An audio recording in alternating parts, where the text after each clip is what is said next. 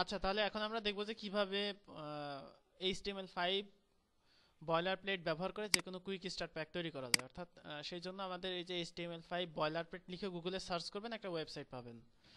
এই ওয়েবসাইট থেকে টোটালি প্যাকেজটা আমরা ডাউনলোড করব। ডাউনলোড করে সেখান থেকে আমরা ব্যবহার করব এবং এটার সাথে আমরা বুটস্ট্র্যাপ সাপোর্ট দিব, অর্থাৎ bootstrap plus HTML5 boiler plate যে কুইক স্টার্ট প্যাক সেটা ব্যবহার করব। যে কোনো প্রজেক্টে এটা খুব সহজেই ব্যবহার করতে পারবেন এবং এটা তৈরি থাকলে খুব সহজেই যে কোনো কোডিং করতে পারবেন। তো এই কুইক স্টার্ট প্যাক তৈরি করার জন্য ডেস্কটপে একটা ফোল্ডার করবেন।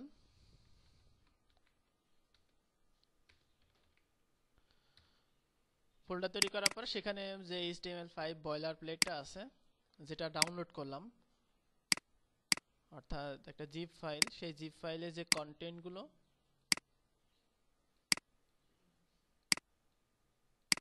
অর্থাৎ টোটাল যে কন্টেন্টগুলো সবগুলো নেব। তো এখানে আমাদের সবগুলো প্রয়োজন নাই, অর্থাৎ এখানে দেখেন ডক, তারপরে এই যে যেই ফাইলগুলো, এই ফাইলগুলো আমাদের কোনো প্রয়োজন নেই।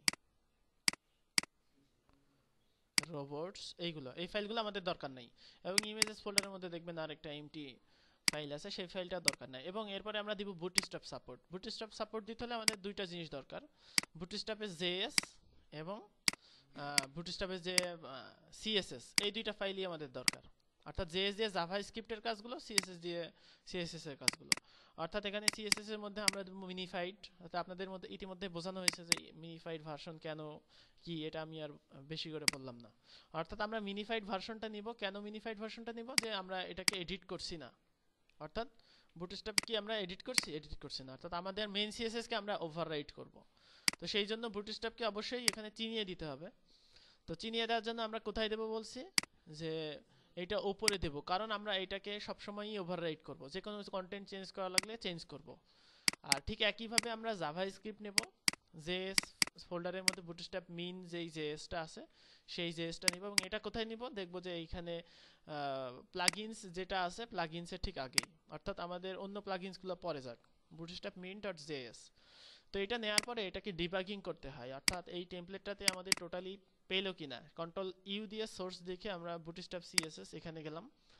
তারপরে আবার ব্যাকে যাওয়ার জন্য ব্যাক স্পেস, অর্থাৎ ব্যাকে যাওয়ার জন্য এখানে কিন্তু সোর্সে কোনো ব্যাক বাটন নেই, ঠিক আছে। তারপরে আমরা এখানে যাব হচ্ছে বুটস্ট্র্যাপ মিন জেএস। দুইটাই পেলে আমরা বুঝবো যে আমাদের টোটালি এটা একটা কুইক স্টার্ট হয়ে গেছে। এটা জিপ করে রাখা আছে, এটা আপনারা নিয়ে এটাকেই ব্যবহার করবেন।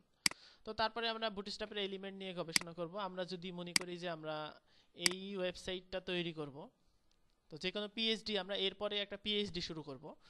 তো যে কোনো পিএইচডি যদি ব্যবহার করতে চাই, সেক্ষেত্রে আমাদের প্রথমেই এরিয়াতে ভাগ করে দিতে হবে। একটা টেমপ্লেটে সবসময় deep class underscore area into, আমাদের এখানে 4টা এরিয়া আছে, 4।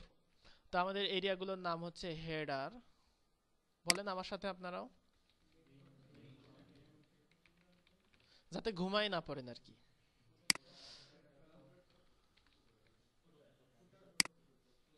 ফুটার। আচ্ছা, হেডের এরিয়ার মধ্যে এখন এখানে আমি দুইটা এরিয়াতে আগেই ভাগ করে নিতে পারি, অর্থাৎ এখানে দেখবো এরিয়ার মধ্যে আমাদের কোনো এরিয়া আছে কিনা এখানে। অর্থাৎ এখানে ডাবল কলাম থাকলে সেটাকে আমরা একটা এরিয়ার মধ্যে সেপারেটেড করে ফেলবো, যদি না করি সেক্ষেত্রে আমাদের সমস্যা হতে পারে। তো সেই জন্য আমাদের এখানে নিলাম হেডার টপ এরিয়া। টপ এরিয়ার মধ্যে কন্টেন্ট দেই। প্রথমে আমাদের কলামে আনার জন্য নিতে হবে কি? কন্টেইনার। এরপরে এর মধ্যে আমাদের নিতে হবে হচ্ছে রো। রো। এবার রো এর মধ্যে আমরা এখানে কি নিব? Call MD. কেন? হ্যাঁ, মিডিয়ামের জন্য এমডি, যেহেতু আমরা মিডিয়াম স্ক্রিনে কাজ করছি। আপনারা কিন্তু সবসময় এলজি নেবেন, ঠিক আছে। আচ্ছা, এমডি এলজি এসএম এগুলোর কাজ আরো পরবর্তীতে দেখানো হবে যখন আমরা রেসপন্সিভ ডিজাইনে যাব। তো এমডি6 কেন নিলাম? হ্যাঁ, দুইটা কলামের জন্য। এবার এর মধ্যে কি নিব? Depp class logo. প্রত্যেকটা কলামের মধ্যে আমরা কেন একটা করে ডিভ নিচ্ছি? যাতে ওই ডিভের আন্ডারে যে এলিমেন্টগুলো আছে সেই এলিমেন্টকে আমরা সিএসএস দিয়ে খুব সহজে সিলেক্ট করতে পারি। তো এখানে H1 দিয়ে ইওর লোগো। তারপরে এখানে আমাদের যে কন্টেন্ট মেনু আছে, এখানে মেনু আমরা দিতে পারি যে ডিভ ক্লাস মেইন মেনু। তারপরে এখানে আমাদের ইউএল ক্লাস বা আইডি যাই হোক বা নাও দিতে পারেন এলআই এ। এখানে আমি মেইন মেনুগুলো করলাম। ঠিক একইভাবে আমাদের এখানে শুরু করতে হবে। অর্থাৎ বুটস্ট্র্যাপের এলিমেন্ট আমরা কেন ব্যবহার করব বলেন তো? কারণ এই এলিমেন্ট আপনার রেসপন্সিভ আলাদাভাবে করা লাগবে না।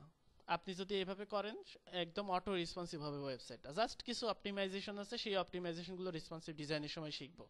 অর্থাৎ আপনারা কুইক স্টার্ট তৈরি করেন এবং আমি হচ্ছে একটা এইচটিএমএল একটা পিএইচডি দিচ্ছি, সেই পিএইচডিতে আপনারা করবেন। আমি এখান থেকে একটা পিএইচডি সার্চ করে দিই। এই তো, তাহলে টিউটোরিয়াল সেভ করে ফেলি না?